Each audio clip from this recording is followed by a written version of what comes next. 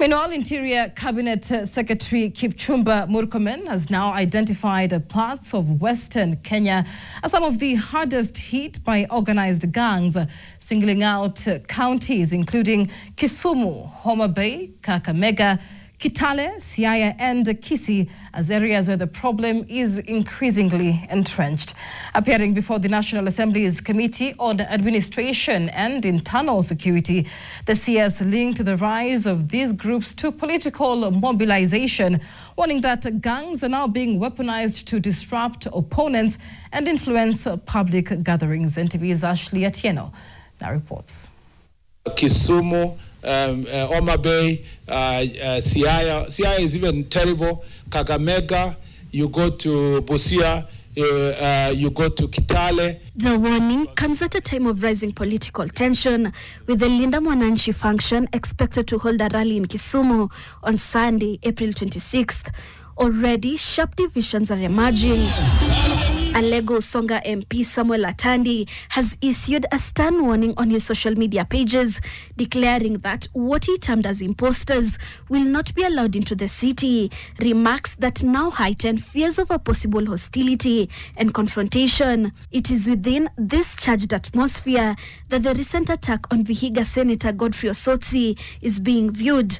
CCTV footage shows the senator being overwhelmed, dragged down and assaulted in a coordinated attack that left him seriously injured. And now, in a stunning revelation, the Interior Cabinet Secretary says 3 of them presented themselves. The rest of the 13 or 14 ran out of the country to the neighboring country.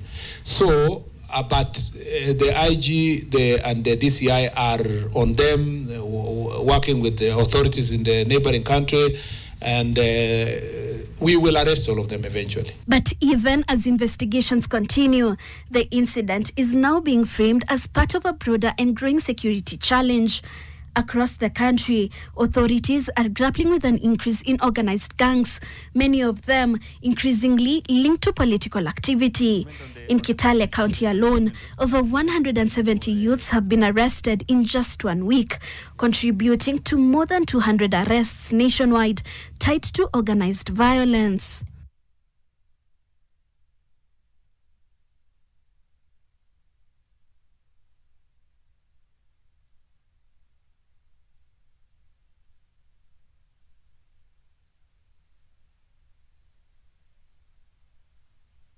But as the Interior Cabinet Secretary met MPs, he was complaining more than he offered solutions.